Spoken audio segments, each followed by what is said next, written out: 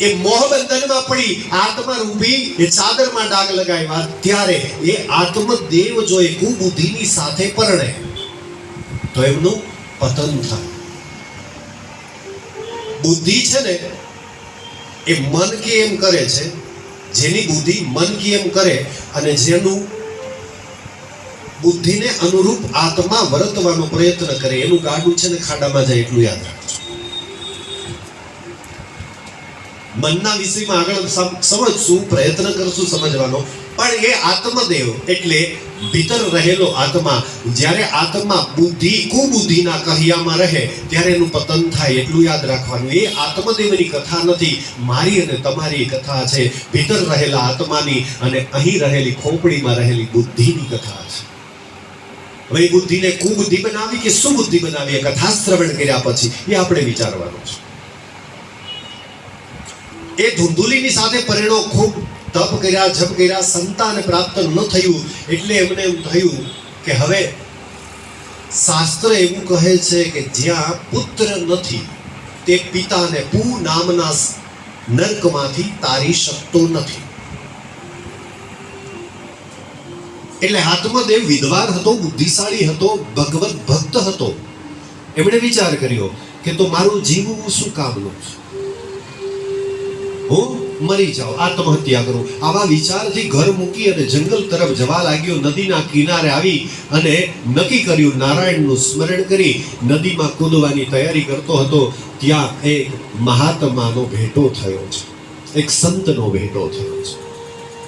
આત્મા જ્યારે કુબુદ્ધિને વરે અને આત્મા પ્રયત્ન કરતો હોય સદમાર્ગ તરફ જવાને માટેથી, ત્યારે છે ને સત્સંગ રૂપી, સદગુરુ રૂપી કોઈ સાધુ સંત કે બ્રાહ્મણ પ્રાપ્ત થાય, જો આપણી ઈચ્છા હોય તો.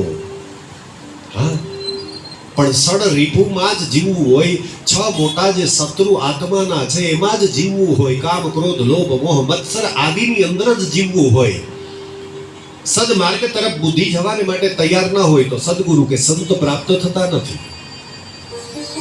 એને સત્સંગ પ્રાપ્ત થતો નથી, એને કથા પ્રાપ્ત થતી નથી. જ્ઞાની હતો, સમજદાર હતો, એટલે સદગુરુની સંતની પ્રાપ્તિ થઈ. એમની પાસે જઈ હાથ પકડો આત્મદેવનો, એટલે સંતને કહે છે કે મારે ત્યાં સંતાન નથી, સંતાન માટેથી હવે સંતાન વગરનું જીવન શું કામનું, mateથી હું આત્મહત્યા કરવાને માટે તૈયાર થયો છું. આત્મદેવની કથા સાંભળી, વાત સાંભળી, એ સંતે આંખ બંધ કરી ધ્યાન લગાવ્યું. ત્યારે સંત કહે છે કે તારા જીવનની અંદર સંતાનનો કોઈ યોગ નથી. સંતના ચરણમાં બેઠો, સદગુરુના ચરણમાં બેઠો છે, આજીજી કરી, વિનંતી કરી. એટલે એ સંતે, સદગુરુએ એમના ઉપર કૃપા કરી, એક ફળ આપ્યું અને એમ કહ્યું તારી પત્નીને ખવડાવજે, આમનાથી તને પુત્ર પ્રાપ્ત થશે. ભગવાનનો આભાર માની, સંત સદગુરુનો આભાર માની આત્મદેવ ઘરે આવ્યો છે. ઘરે આવ્યો અને ધુંધુલીને કહ્યું છે કે આ ગુરુનો પ્રસાદ છે, બ્રાહ્મણનો પ્રસાદ છે, સંતનો પ્રસાદ છે, એમને ગ્રહણ કરો, જેનાથી પુત્રની પ્રાપ્તિ થશે. સદભાવથી એ ફળ આપ્યું. સાધુનું ફળ છે, સંતનું ફળ છે. એ ફળ પત્નીને આપ્યું, પણ એ કુબુદ્ધિ રૂપી પત્ની, એમને પ્રસવની પીડા વેઠવી નથી, એમને ગર્ભ ધારણ કરવો નહોતો. એટલા માટેથી એમણે એવું નક્કી કર્યું, ફળ લઈ લીધું અને એમની બેનની સાથે વાત કરી. જે તે સમયે એમની બેન છે એ ગર્ભવતી હતી.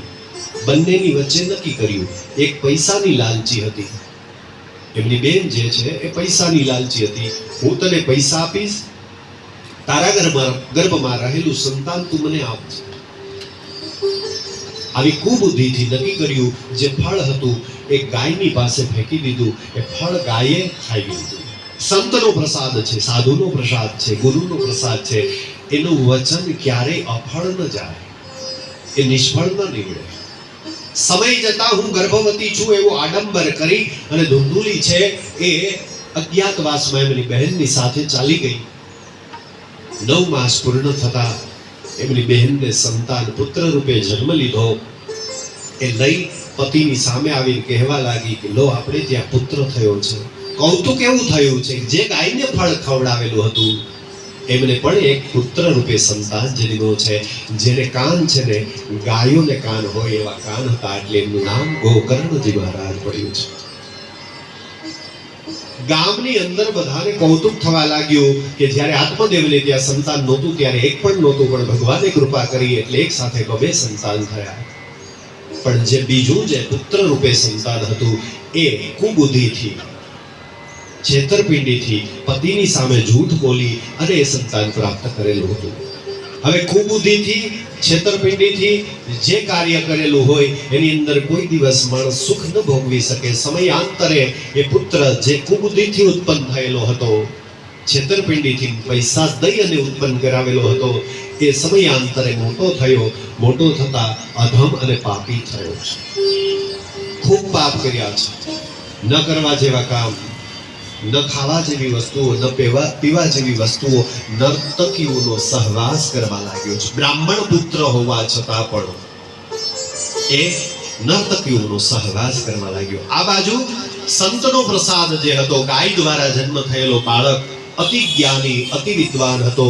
એમણે આ ઘરનો ઉત્પાત જોયો એટલે એ કાશીને માટેથી ભણવા અને વિદ્યાભ્યાસ માટેથી જતો રહ્યો છે. આ બાજુ કુપુત્ર અને કુબુદ્ધિ. કુપુત્ર બીજું કોઈ નથી, કુમન, જે ધુંધુકારી નામનો છેતરપિંડીથી ઉત્પન્ન થયેલો પુત્ર, એ એટલે મન.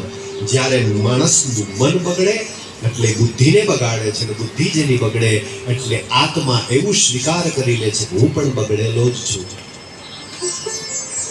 એવું આત્મા સ્વીકાર કરી લે છે. હકીકતે એવું હોતું નથી. માણસનો પડછાયો પડે છે, પણ પડછાયો એ માણસ નથી. મારી પ્રતિકૃતિ પડે છે, પણ એ હું નથી. એમ બુદ્ધિ અને મનના આડંબરમાં આત્મદેવ ફસાણો છે. સમય જતા આત્મદેવ ત્રાહિમામ થવા લાગ્યો. જ્ઞાની છે, વિદ્વાન છે, સમજદાર છે, એટલે સંન્યાસ લેવાનો વિચાર કર્યો. જંગલમાં જઈ સંન્યાસને ગ્રહણ કર્યું. આ બાજુ ધુંધુકારી અને ધુંધુલી માં અને દીકરો આડંબર કરવા લાગ્યા છે. પુત્ર અતિ બગડી ગયો છે. ચોરી કરવા લાગ્યો, નર્તકીઓનો સહવાસ કરવા લાગ્યો છે. ન ખાવા જેવી વસ્તુઓ, ન પીવા જેવી વસ્તુઓ પીવા લાગ્યો છે. માં પણ ત્રાહિમામ થવા લાગી છે.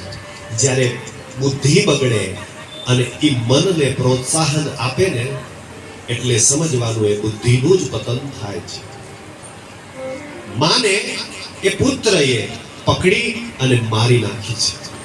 કારણ કે એમનો હતો જ નહીં ને, એ તો છેતરપિંડીથી મેળવેલો બાળક હતો.